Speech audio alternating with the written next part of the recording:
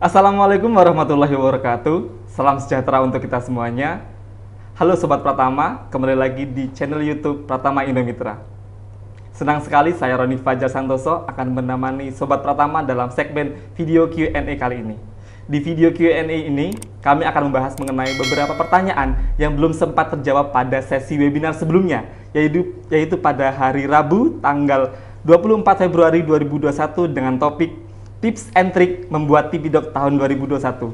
Topik yang sangat menarik dan topik yang paling banyak pertanyaannya. Oke, sebelum kita mulai acara video Q&A ini, bagi Sobat Pratama yang belum sempat menyaksikan video Q&A dapat mengakses di laman YouTube Pratama Indomitra atau dapat juga mengeklik link yang telah kami sertakan dalam description box. Baik, langsung saja. Perkenalkan saya untuk memperkenalkan narasumber kebanggaan kami, narasumber yang sangat luar biasa. Beliau merupakan pembicara dalam webinar sekaligus CEO dari PT Pratama Indomitra Konsultan. Beliau adalah Bapak Dr. Priyanto Budi Saptono, AKCA MBA. Langsung saja, bagaimana Pak Pri? Kabarnya sehat? Alhamdulillah sehat, Mas Roni. Sehat ya? Alhamdulillah sehat juga saya Pak. Deg-degan nggak Mas? Wah lumayan sih Pak, saya Lumayan, baru ya? pertama ini. Iya Pak, di sesi ini kita ada 11 pertanyaan Pak yang perlu dijawab, Saya yaitu... siapkan tulisan. Baik Pak, siap. Di sini sudah ada 9 pertanyaan yang telah dirangkum oleh tim. Bisa kami mulai Pak? Ya, siap. Baik. Yang pertama ada dari Dewi Raraswati, mohon maaf. Mohon izin bertanya Pak Priyanto, sebagai konsultan pajak yang menangani transfer pricing dokumen, bagaimana jika pada klien yang kami tangani ditemukan harga tidak wajar yang dalam hal ini telah diuji menggunakan data pembanding eksternal? Apakah harus dilaporkan sesuai dengan kenyataannya? Terima kasih Pak Pri. Baik. Monggo Pak. Terima kasih Mas Roni ya. Ibu Dewi Raraswati ya. Memang cerita tentang TV Doc ini menjadi menarik karena begini Mas. Kita membuat TV Doc-nya untuk sebenarnya bukan 2021, tapi 2020. Nah, ceritanya kita harus membuat TV Doc-nya itu sebelum transaksi. Ex ante. Itu yang dinamakan ex ante. Bukan kalau misalkan ini sebelum 2020, Ya. kita ke sini harus membuat di sini. Cuman kita boleh buat paling lambat pas April 2021. Tapi dengan data pembandingnya sebelum. Nah, memang kan ini seperti kayak budget. Iya. Jadi misalkan kita budget 20%, ternyata realisasinya mungkin 5% bahkan rugi. Nggak ada masalah. Nah, nanti tinggal kita justifikasi kenapa budget di awal pas ex ante ini, ini kan ada di dalam pasal 3 ya, pasal 13 Undang PMK 213 ya 2016. Kita buatnya di sini tapi dengan data sebelumnya ex ante untuk transaksi di sini. Nah, ketika nanti misalkan terjadi penurunan penjualan atau kenaikan biaya, ya kita harus menjelaskan, dan itu memang tertampung di dalam Peraturan Menteri Keuangan Nomor 213 2016. Jadi nggak ada masalah di sini, tinggal dijelaskan aja alasannya kenapa. Memang ini harus ada analisis lebih lanjut. Analisis lebih lanjutnya itu biasanya terkait dengan cost counting. Cost counting itu begini. Kenapa penjualan, pokoknya kan gini, laba itu dipengaruhi oleh penjualan sama biaya. Nah, pilihan kita kenapa nggak sesuai dengan data yang kita tetapkan di TV Doc ini, apakah di penjualan atau kok di biaya. Kalau di penjualan, pilihannya adalah ini cost counting ya, akuntansi biaya. Apakah volume penjualannya tidak mencapai target? Ya, volume penjualan tidak mencapai target karena memang pasarnya turun atau harganya ketinggian. Jadi di penjualan itu ada dua faktor, dari sisi harga sama dari sisi volume, dari sisi internal. Tapi kalau ternyata ini faktor eksternal, kayak sekarang nih 2020, itu tuh nggak bisa pakai pembanding di ini. Kenapa? Pembanding kita kan berarti sebelum 2020, itu belum ada pandemi. Sementara kondisi pandemi ngedrop kan, sudah pendapatannya ngedrop, biayanya juga naik. Nah, dari segi biaya pilihannya adalah ini di mana? Kan variable cost sama fixed cost. Ini kalau bicara akuntansi biaya. Penyebabnya apakah karena fixed cost-nya atau variable cost-nya terlalu tinggi. Nah, itu harus dianalisis untuk kondisi internal. Dimungkinkan kinerja laporan laba rugi kita dipengaruhi oleh faktor eksternal. Ya kayak sekarang nih, kondisi pandemi ini, Pak. Udah betul-betul memang yang ya, Pak, ya? Sangat berpengaruh. Yang tadinya targetnya ini kemudian menurun. Fixed cost tetap, penjualan drop kan berarti volumenya ya. Nah, itu bisa dikasih alasan. Nah, cari pembandingnya juga nanti perlu adjustment. Nah, ini memang tantangan di 2020. Peraturan tidak berubah, rujukan kita ke transfer pricing guideline di OECD itu juga tidak berubah. Cuma nanti ketika dapat data itu perlu ada adjustment. Adjustmentnya itulah yang terus terang saya khawatir akan memunculkan dispute dengan kantor pajak. Kantor pajak pokoknya apa adanya. Ya kalau memang transaksi 2020 pakai pembandingnya kan nggak mungkin 2020, karena sebelum 2020 berarti kan 2019, 18 ini kan belum ada pandemi. 2020 drop. Kondisi yang berbeda ya Pak? Iya. Nah itu tinggal ya memang ada beberapa usulan gunakan misalkan regresi, analisis regresi sejauh mana sih pengaruh pandemi terhadap penjualan. Berarti nanti perlu ada adjustment di indikator laba yang kita jadikan sebagai pembanding. Gitu Mas. Jadi nggak ada masalah dilaporkan sesuai dengan kenyataannya, tapi nanti perlu ada penyesuaian. Penyesuaiannya bisa dengan cara narasi, karena faktor internal dan faktor eksternal. Faktor eksternal contoh tadi kondisi pandemi, atau karena memang menggunakan data tadi, analisis statistik, analisis regresi. Gitu Mas. Baik Pak, terima kasih Pak. Selanjutnya nih Pak, di pertanyaan kedua yaitu dari Ibrahim. Ada 2 pertanyaan ya Pak ya. Yang pertama, Pak Pri, untuk metode tradisional, apakah memang perlu dimasukkan daftar semua transaksi ke dalam lampiran Tipidok? Dan yang kedua, saya jawab dulu ya yang pertama. Metode tradisional itu apa? Jadi memang gini, metode yang dipakai di dalam transfer pricing analysis itu mengacu pada laba rugi. Ya, di laba rugi itu kan ada penjualan, ada harga pokok, ada biaya operasi. Metode tradisional itu pertama di penjualannya. Penjualannya itu dicek harga jualnya. Makanya ada istilah CUP, comparable uncontrolled price. Jadi kita harus menandingkan harga jual kita ke grup dengan harga jual kita ke third party. Kalau ternyata kita menjual seluruhnya ke grup, otomatis kita harus cari data pembanding produk sejenis atau sebanding. Kalau ini nggak bisa, otomatis menggunakan metode tradisional kedua di margin kotor.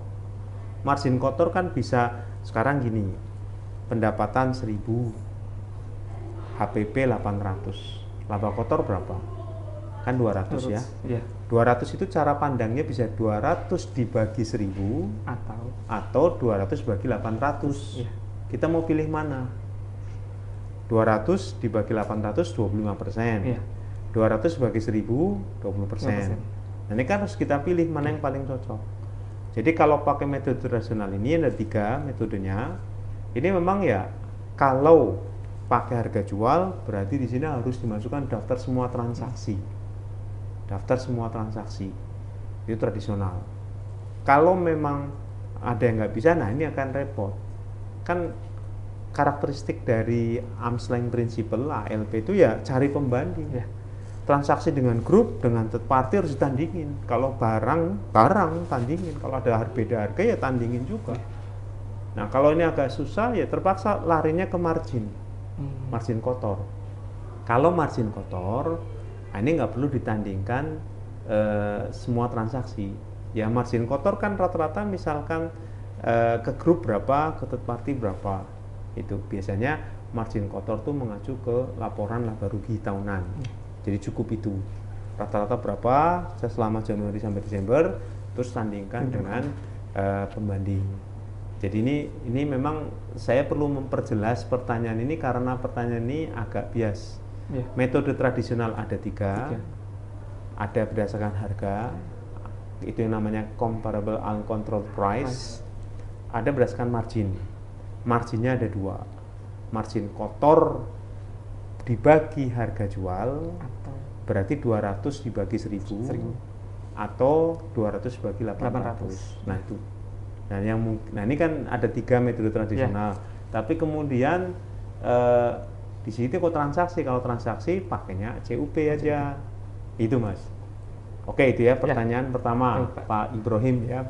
Pertanyaan kedua Pak, yaitu apabila ada restatement auditor eksternal atas audit report tahun-tahun sebelumnya, apakah perlu juga Pak dijelaskan ke dalam TV Doc tahun 2020? Ya, TV Doc 2020 ya berlaku untuk TV Doc 2020. Kalau misalkan ada restatement ke tahun-tahun sebelumnya. Nah sekarang begini, restatementnya karena apa? Kalau ada kesalahan, masuk pasal 8 Undang-Undang KUP apa? Ya pembetulan. Jadi restatementnya itu kalau di dalam bahasa akuntansi bisa karena kesalahan, bisa karena penyajian ulang penerapan kebijakan yang harus retrospektif, mundur. Kan laporan keuangan terus dikomparasi. Jadi kalau saya mulai menerapkan kebijakan akuntansi baru di 2020, berarti harus disaji ulang yang 2019. Kenapa? 2019 kan kini pakai metode yang lama, kan nggak bisa ditandingin dong karena metodenya beda. Kalau metodenya sama gimana? Ya sudah, laporan 2019 disajikan ulang, tapi bukan karena kesalahan. Ini kan tidak akan kebetulan. Jadi hanya untuk kepentingan accounting aja. Tapi kalau restatementnya ini juga kan saya perlu menjelaskan nih. Kalau restatementnya itu karena kesalahan, berarti memang 2019 harus disajikan ulang sesuai dengan yang sebenarnya. Bukan karena metode. Jadi beda ini, karena metode atau karena memang ada kesalahan. Nah kalau yang karena kesalahan berarti memang ya harus dibetulkan dulu SPT PPh Badan 2019. Jadi harus lebih jelas lagi nih ya tahun sebelumnya. Kalau hanya sebatas metode itu nggak perlu. Kalaupun misalkan karena kesalahan, ya yang dulu dibetulin juga SPT-nya. Itu. Jadi restatementnya karena apa ini? Kan tadi karena karena itu penerapan kebijakan akuntansi yang baru dan harus retrospektif, atau karena kesalahan dan harus retrospektif, harus mundur. Nah, ini acuan PSAK kita ke PSAK 25. Demikian Mas. Ya. Baik Pak, terima kasih. Tadi nomor 2, sekarang pertanyaan ketiga ya Pak ya. Masih dengan Pak Ibrahim juga Pak. Ternyata banyak juga Pak. Baik. Perusahaan anak BUMN berdiri tahun 2010 Pak, tetapi belum pernah untung karena masih dalam persiapan proyek yang membutuhkan dana besar. Salah satunya untuk persiapan bisnis dengan induknya yang merupakan BUMN juga. Apakah transaksi ini masih dapat dikatakan wajar Pak? Mengingat perusahaan masih fokus persiapan transaksi afiliasi sebelum mulai menyusun strategi perusahaan untuk mendapatkan keuntungan dari transaksi lainnya. Ya Pak Ibrahim ya. Kalau kita melihat ngomong wajar dalam konteks pajak, pasti harus ada pembanding. Itu konsep arm's length prinsip lengan panjang lengan. Panjang lengan itu apa? Lengan kita kan secara umum 2. Kalau ini ke grup, ini ya harus ada pembanding ke third party dong. Logikanya lengan panjang kan, panjang lengan itu kan arm's length ya. Ya harus sama. Jadi harus ada pembanding. Kalaupun misalkan ini karena perusahaan yang baru berdiri, ini apalagi berdirinya 2010 ya. Ya silakan dibuat analisis, tetap harus menggunakan analisis, nanti baru dilihat kenapa tidak sebanding. Kembali lagi yang kita lihat penjualannya atau di laba rugi. Kalau ini saya melihat kan memang yang bertransaksi dengan induknya, dengan BUMN, itu BUMN-nya masuk atau dipasok. Ini kan nggak jelas nih. Untung karena dalam persiapan proyek kebutuhan besar, salah satunya untuk persiapan bisnis dengan induknya. Bisnis dengan induknya itu apakah dia dipasok atau dia memasok? Nah ini kan harus jelas juga. Artinya kita harus menganalisis. Kalau dia memasok, berarti penjualannya belum ada.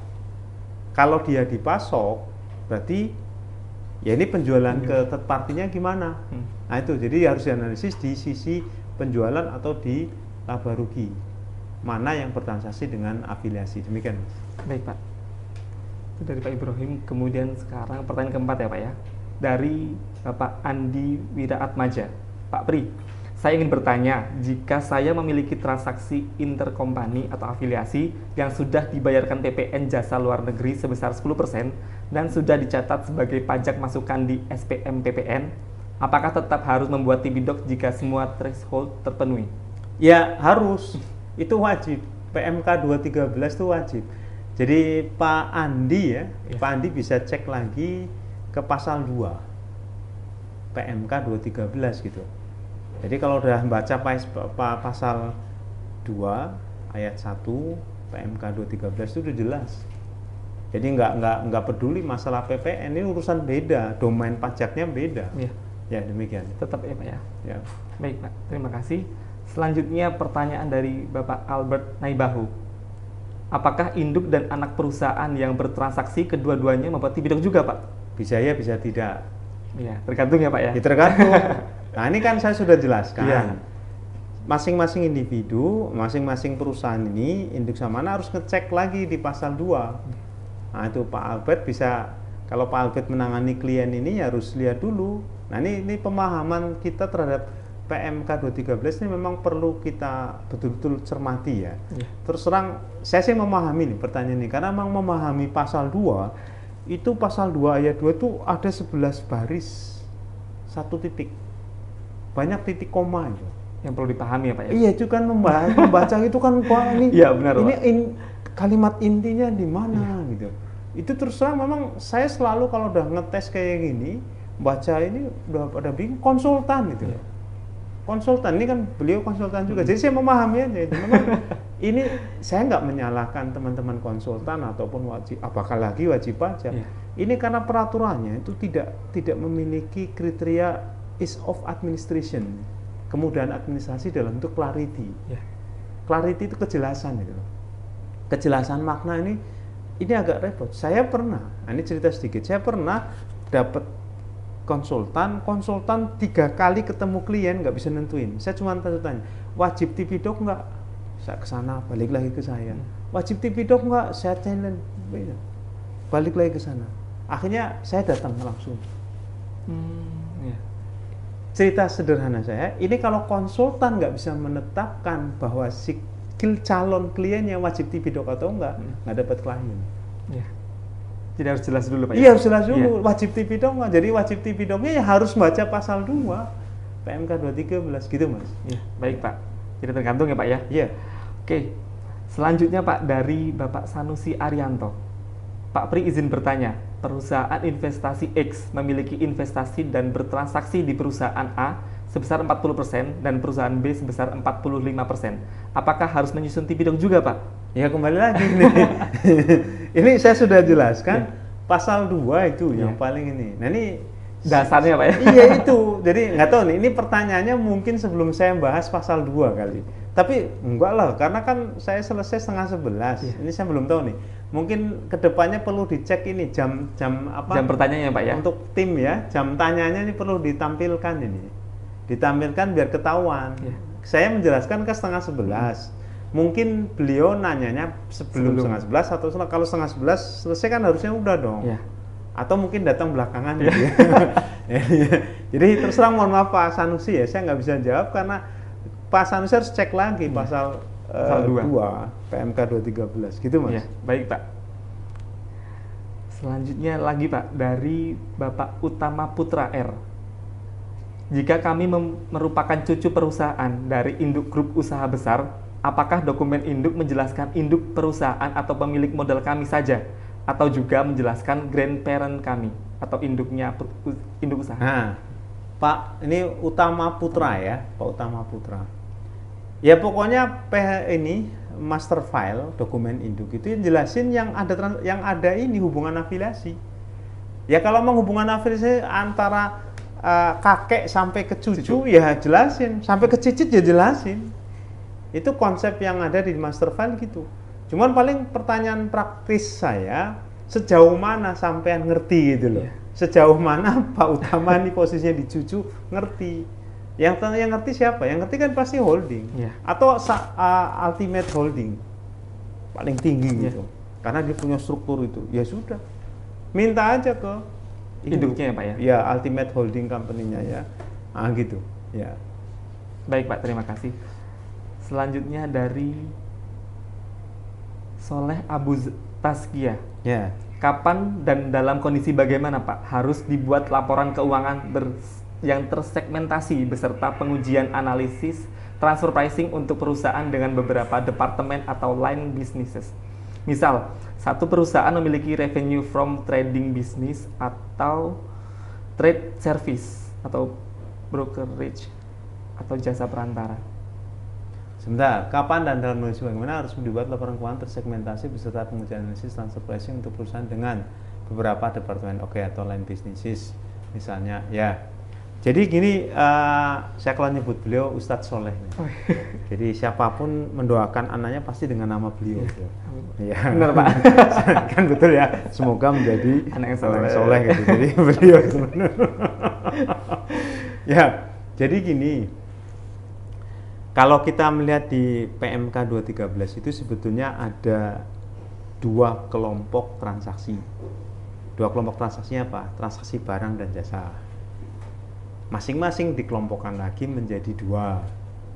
Barang, ada barang berwujud, ada barang tidak berwujud.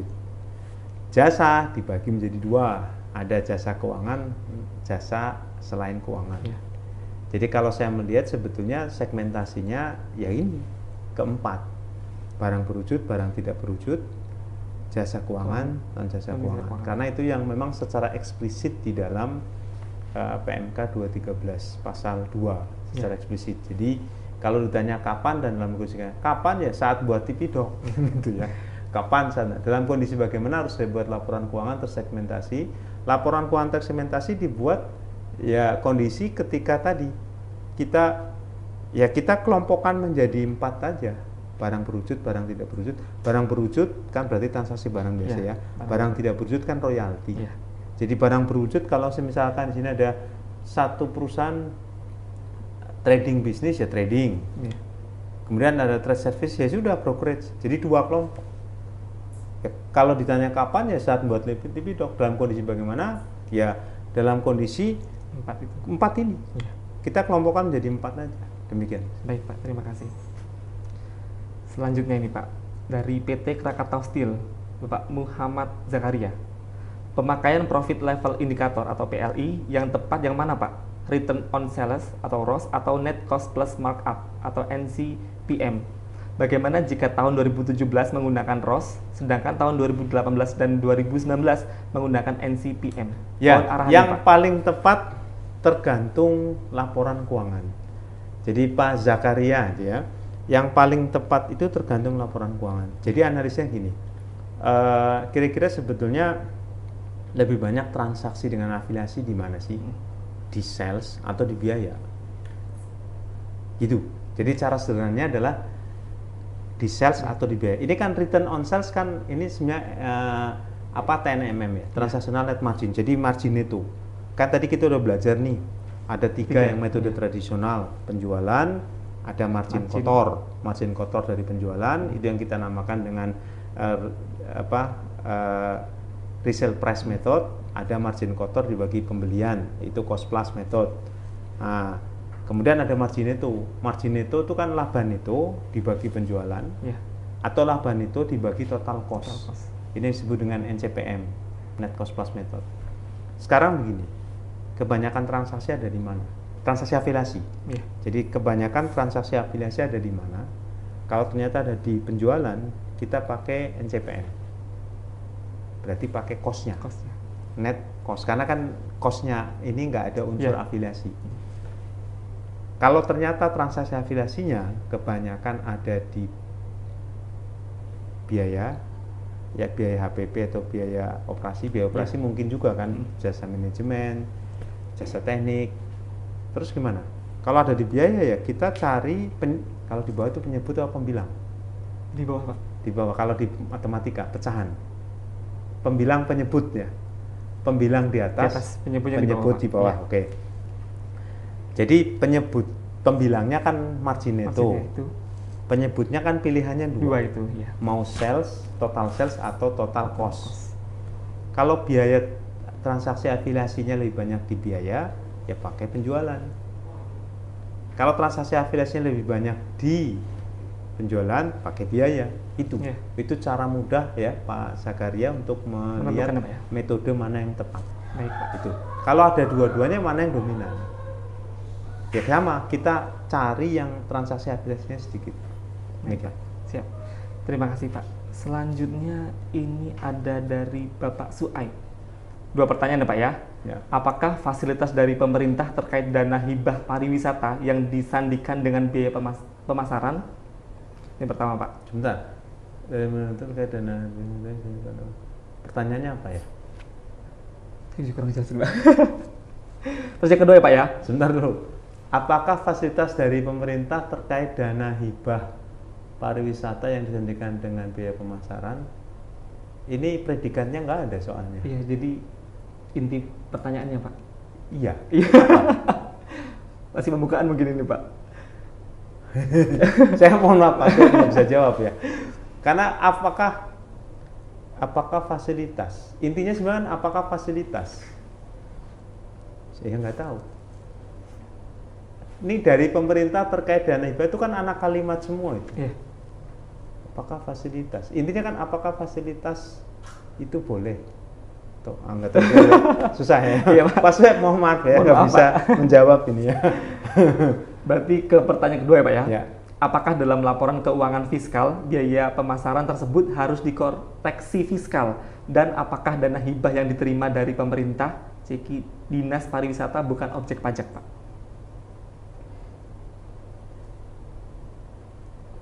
Saya nih, oke gini.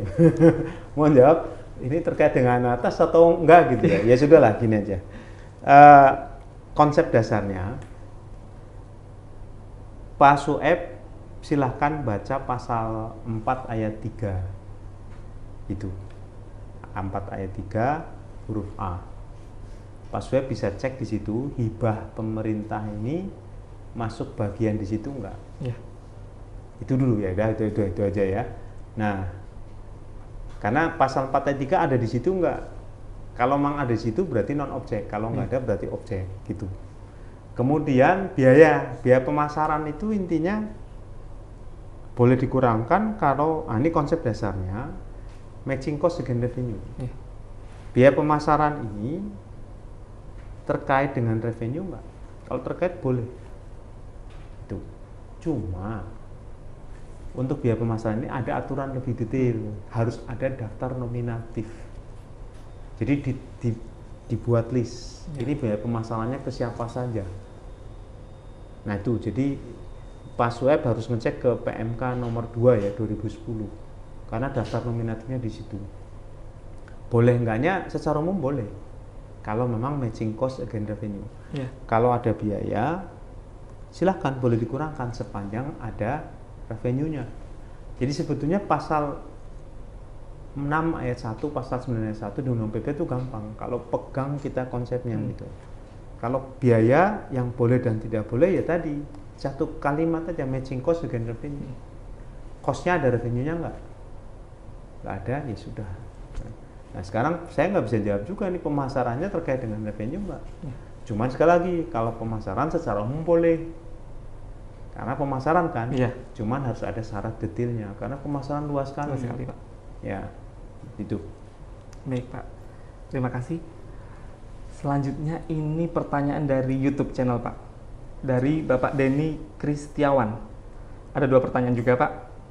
Pak Pri, bagaimana kalau kami ada perjanjian kontrak manufacturing di mana salah satu pasal menyebutkan logo, nama, royaltinya ditanggung prinsipal kami di SG, sehingga tidak ada tuh namanya biaya royalti, tetapi pemeriksa mengenakan PPN BKPTB, barang kena pajak tidak berwujud, dengan menggunakan prosentase tertentu dari searching mereka. Oke. Ya intinya kan sekarang gini, ini royaltinya ditanggung oleh prinsipal. Ya. Ini kan sama hubungan afiliasi. Logikanya, kalau transaksi dengan sekarang gini, pertanyaan kantor pajak ya, si pemilik royalti mau nggak gratisan? Ini kan gratis nih, Ya. ya kan? di mana salah satu pasal bukan logo nama di tanggung prinsipal kami, sehingga tidak ada tuh biaya nama royalti. Sekarang pertanyaan, mau nggak prinsipal ngasih ke third party tanpa biaya, tanpa royalti? Mau nggak? Logikanya? Nggak, Pak. Nggak mau ya? Nah, orang pajak nggak mau terima. Iya. Nah itu ceritanya, ini arm's length. Iya. Sekarang oke, prinsipal ngasih ke grup tanpa biaya royalti. Mau nggak prinsipal ngasih ke third party tanpa biaya royalti? Kalau nggak mau ya berarti harus ada. Nah itu berarti harus ada biaya royalti. Makanya kalau sudah ngomong biaya royalti ya berarti ada PPN. Jadi ini PPN juga terkait dengan tadi transaksi afiliasi, arm's length principle. Jadi konsepnya gitu, arm's length principle ya panjang lengan itu kan sama. Ya, kalau ini grup ya perlakuan yang sama untuk third party. Itu logika dasarnya gitu, arm's length principle. Ya, memang diterjemahkan ke dalam bahasa Indonesia prinsip kewajaran dan kelaziman usaha. Nggak nyambung sebetulnya. Arm's length, arm's length kan panjang lengan. Cuman logikanya panjang lengan itu ada dua. Kalau ini ke grup, ini third party, ya sama. Harus sandingan. Harus wajar. Kalau kayak gini nah ini kan. Nah, itu kecuali kalau kita beli baju lengan pendek sama lengan panjang, nanti dikasihnya satu baju, satu lengan panjang. Tapi ini kan lengan, bukan bajunya gitu. Nah itu sih sebenarnya. Oke, itu pertanyaan pertama Pak Denny ya. Jadi ya dengan menggunakan ya wajar kantor pajak. Ya. Baik Pak. Selanjutnya Pak, ini pertanyaan kedua dari Bapak Denny Kristiawan. Apakah bisa PPN BKPTB dikenakan atas biaya yang tidak ada dan apakah pemeriksa bisa menetapkan persen royalti menurut versi mereka? Oh bisa, karena tadi aturannya ya Pak Denny ya, aturannya yang jelas di Undang-Undang KUP pembukuan. Ya. Pembukuan di pasal 28 itu dimungkinkan ada dokumen lainnya. Kemudian di pasal 18 PP 74 2011 itu pembukuan untuk TPI-Doc. Ya. Barulah punya turunan PMK 213. Di situ wajib pajak harus membuat TPI-Doc sepanjang syaratnya terpenuhi. Nah, dari sini metode analisis untuk wajib pajak dan kantor pajak silakan mengacu ke Peraturan Dirjen Pajak nomor 43 2010 Jungto nomor 32 2011. Jadi ada. Jadi kalau apakah bisa PPN? Bisa. Karena PPN di Undang-Undang PPN-nya sendiri juga dimungkinkan PPN dikenakan berdasarkan nilai yang seharusnya, dasar pengenaan pajak yang seharusnya kalau ada transaksi hubungan istimewa. Jadi kalau ditanya bisa, karena ada dasarnya. Baik Pak Denny. Siap. Baik Pak Pri, pertanyaan dari Pak Denny Kristiawan ini merupakan pertanyaan terakhir Pak. Terakhir ya dari sesi Q&A kali ini. Baik, alhamdulillah semua sudah terjawab dengan sangat jelas. Tentunya kami ucapkan juga terima kasih kepada Pak Pri atas jawaban-jawaban dari penanya. Ada 11 penanya tadi Pak ya. Jadi sangat jelas juga, ini sangat bermanfaat untuk saya sendiri, untuk Sobat Pratama dan Bapak Ibu juga sekalian. Demikian sesi Q&A, kami juga ingin mengingatkan bahwa jangan lupa selalu mendukung channel YouTube Pratama kami dengan cara like, share, dan komen, serta jangan lupa juga menyalakan lonceng notifikasi agar tidak ketinggalan video-video menarik dari channel YouTube Pratama Indomitra. Baik Sobat Pratama, saya Roni Fajar Santoso pamit undur diri dari sesi Q&A kali ini. Terima kasih telah menemani kami. Dan selanjutnya kami juga mengingatkan untuk selalu menerapkan protokol kesehatan dengan cara 5M. Memakai masker, mencuci tangan, menjaga jarak, menjauhi kerumunan, dan mengurangi mobilitas. Jangan lupa juga jaga imun dan jaga iman. Terima kasih. Wassalamualaikum warahmatullahi wabarakatuh.